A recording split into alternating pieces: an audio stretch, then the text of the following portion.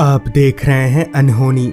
अनहोनी में आज की कहानी हमारे साथ शेयर की है प्रभांकर जी ने। तो चलिए बढ़ते हैं आज की इस कहानी की ओर। एक शाम जब मैं ऑफिस से निकलने ही वाला था, तभी मेरे बॉस ने मुझे और मेरे दोस्त अतुल को बुलाकर कहा, सुनो तुम दोनों, आज ही काम से सिल्लीगुड़ी निकलना पड़ेगा। वहाँ के कारखाने में कुछ दिक्कत आ गया है, उसे देखने के लिए। जिस पर मैंने कहा, वो तो ठीक है बॉस, पर हम लोग जाएंगे कैसे? इस पर बॉस ने कहा, तुम लोग ऑफिस की कार लेकर चले जाओ। बॉस की बात सुनकर हमें गुस्सा तो बहुत आ रहा था, मगर हम कर भी क्या सकते थे। बॉस की बात ना मानना मतलब कि काम से हाथ धो बैठना। खैर हम जाने को तैयार हो गए, जिसके बाद हमने तय किया कि हम अभी घर जाएंगे और ठीक 1 घंटा बाद वापस ऑफिस में ही मिलेंगे और यहीं से सिल्लीगुड़ी के लिए निकल पड़ेंगे। पूरी बात करने के बाद मैं और अतुल अपने अपने घर चले गए और घर से फ्रेश होकर 1 घंटे बाद वापस से ऑफिस पहुँचे और कार लेकर सिल्लीगुड़ी की तरफ निकल पड़े। कार चला रहा मैं जब अपनी निगाहें घड़ी की ओर घुमाई तो वक्त हो रहा था रात के 8 बजे का। काफ़ी ठंड का मौसम होने के कारण अभी से ही कोहरे ने अपना डेरा जमाना शुरू कर दिया था। अभी मैं कार भगा ही रहा था, तभी मेरी बगल की सीट पर बैठे अतुल ने कहा, अगर हम लोग बिना रुके कार चलाएंगे ना तो रात 3 बजे तक कारखाना पहुंच जाएंगे। एक बात तो अच्छी थी कि हम दोनों को ही कार चलाना आता था, तो बारी बारी करके कार चला लेंगे, जिस कारण हमें थोड़ी कम परेशानी होगी। रात का खाना भी हम घर से खाकर आए थे, तो कार को अब कहीं भी रोकने की ज़रूरत नहीं थी। करीब 1 घंटा कार चलाने के बाद यानी कि रात के 9 बजे तक हाईवे काफ़ी सुनसान हो गया था। बस इक्का दुक्का ट्रकें ही बीच बीच में पार हो रही थीं। अभी मैं कार चला ही रहा था कि तभी मोबाइल पर टाइम पास कर रहे अतुल ने कहा, 1 किलोमीटर आगे से राइट लेना। मैप बता रहे कि वो रास्ता काफ़ी शॉर्टकट है। शॉर्टकट मुझे शुरू से ही पसंद नहीं है, क्योंकि अक्सर लोग शॉर्टकट में फंसते ही हैं। जिस पर मैंने अतुल से कहा, भाई मेन रास्ते से चलते हैं ना, वो क्या है कि शॉर्टकट अच्छा नहीं होता। जिस पर अतुल ने कहा, क्या तू भी बच्चों ऐसी बात करता है, कुछ नहीं होगा, हम लोग जल्दी पहुंच जाएंगे। तू 1 किलोमीटर आगे मोड़ के पास कार रोक, उसके बाद मैं चलाता हूँ। मैंने भी ठीक वैसा ही किया। 1 किलोमीटर आगे जाने के बाद उस मोड़ के पास कार को रोका, जिसके बाद अतुल ने उस शॉर्टकट रास्ते पर कार चलाना शुरू कर दिया। वो एक काफ़ी सुनसान सन्नाटे से घिरा एक शॉर्टकट रास्ता था, जिसके दोनों ओर बस घने जंगल ही दिखाई पड़ रहे थे। अंधेरा तो इस कदर छाया हुआ था कि हमारी कार की हेडलाइट की रोशनी भी कम पड़ रही थी। अभी मैं चुपचाप ठंड के कारण दुबक कर बैठा हुआ ही था कि तभी अतुल ने ज़ोरदार ब्रेक मारी।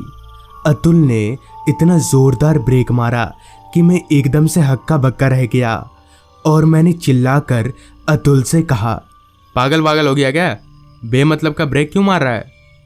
मैं ये बोलकर जैसे ही अतुल की तरफ मुड़ा तो उसका चेहरा मानो पूरी तरह से सूख चुका था। जिस पर मैंने अतुल से कहा, क्या हुआ, इतना डरा हुआ क्यों है? जिस पर अतुल ने काफ़ी डरी हुई आवाज़ में कहा, एक बच्चा अचानक हमारी कार के सामने आ गया, मगर वो इंसान नहीं लग रहा था, उसके सर पर 2 सींग भी थे। अतुल की ये बात मुझे थोड़ी अजीब लगी, मगर मैं इस बात को पूरी तरह से नकार भी नहीं सकता था, क्योंकि जब अतुल ने ब्रेक मारा तो मैं सामने नहीं देख रहा था। खैर फिर भी हिम्मत जुटाकर मैं कार से निकला और इधर उधर देखने लगा, मगर मुझे वैसा कुछ दिखा नहीं जैसा अतुल बता रहा था। जिसके बाद मैं वापस कार में आया और हम लोग वापस से आगे बढ़ने लगे। मगर सच में वो रास्ता काफ़ी डरावना लग रहा था। रास्ते के किनारे लंबे लंबे पेड़ उस रास्ते को और भी ज़्यादा डरावना बना रहे थे। अभी अतुल कार भगा ही रहा था, तभी हमें कार के ऊपर एक अजीब सी आवाज़ सुनाई पड़ी, जैसे कोई कार के ऊपर कूद रहा हो। मगर ये कैसे हो सकता है? हमारी कार लगभग 60-70 की स्पीड में चल रही थी, तो कार के ऊपर कौन हो सकता है?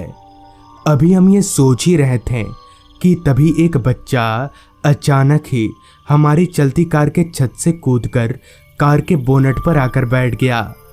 हमने जब उस बच्चे की शक्ल की तरफ देखा तो हमारे होश उड़ गए, क्योंकि वो बच्चा कोई इंसानी बच्चा नहीं था। अतुल ने जैसा बताया था वो बच्चा हूबहू उसी तरह दिख रहा था। उसके सर पर 2 बड़े बड़े सींग थे और उसकी आंखें लाल चमक रही थीं। उस राक्षस को देखकर हम दोनों काफ़ी डर गए और अतुल कार को और तेजी से भगाने लगा ताकि वो राक्षस भाग जाए। मगर इसका उस राक्षस पर कोई असर नहीं पड़ रहा था, मानो वो हमारी कार की बोनट पर जम सा गया हो। अब वो राक्षस वाइंडशील्ड में जोर जोर से अपने पैरों को पटकने लगा ताकि वो अंदर आ सके। 2-3 बार पैर पटकने के बाद वो राक्षस कुछ हद तक अपने मकसद में सफल होने लगा। तभी मुझे रास्ते के किनारे कुछ ही दूरी पर एक आदमी खड़ा हुआ दिखा, तो मैंने अतुल को चिल्लाकर कार उस आदमी के पास ले जाने के लिए बोला। उस आदमी के करीब जाते ही वो राक्षस एकदम से गायब हो गया। अतुल ने कार को उस आदमी के पास रोका तो उस आदमी ने कहा, भाई साहब मुझे थोड़ा आगे तक छोड़ देंगे? हम तो काफ़ी डरे हुए थे और उस आदमी को देखकर हमें थोड़ी हिम्मत भी मिली थी, लिहाजा हमने उस आदमी को कार में बिठा लिया और हम लोग आगे बढ़ने लगे। आगे बढ़ते हुए हमने अपनी पूरी आपबीती उस आदमी को बताई, जिस पर उस आदमी ने कहा, हाँ भाई साहब, इस जंगल में राक्षसों का बसेरा है। अच्छा हुआ कि मैं वहाँ खड़ा था, वरना आप लोग मारे जाते। उस आदमी की बात पहले पहले तो मुझे ठीक लगी, मगर फिर मेरे जहन में एक सवाल दौड़ने लगा कि अगर ये आदमी उस राक्षस के बारे में जानता था तो यहाँ क्या कर रहा था। इस सवाल को मैं ज़्यादा देर तक अपने जहन में नहीं रख सका। फिर मैंने उस आदमी से पूछा, आप यहाँ इस जंगल में क्या कर रहे थे और आपको उन राक्षसों से डर नहीं लगता? इस पर उस आदमी ने कहा, मैं यहाँ 1 महीने से किसी से लिफ्ट का इंतज़ार कर रहा हूँ और आज आप लोगों ने मुझे लिफ्ट दिया, और उन राक्षसों से मैं एक बार डरा था, अब मुझे उनसे डर नहीं लगता। इस पर मैंने कहा, क्या बोल रहे भाई साहब आप, हमें कुछ समझ नहीं आ रहा है। जिस पर उस आदमी ने बताना शुरू किया, आज से 1 महीना पहले मैं साइकिल लेकर इस रास्ते से गुजर रहा था, मगर कुछ आगे जाते ही मेरी साइकिल का टायर पंचर हो गया। काफ़ी रात का समय था, तो पैदल ना जाकर किसी से लिफ्ट मांगना ही ठीक समझा। मैं वहीं रास्ते के किनारे खड़े होकर किसी गाड़ी के आने का इंतज़ार करने लगा। तभी मुझे जंगल की तरफ से वो राक्षस आता हुआ दिखा।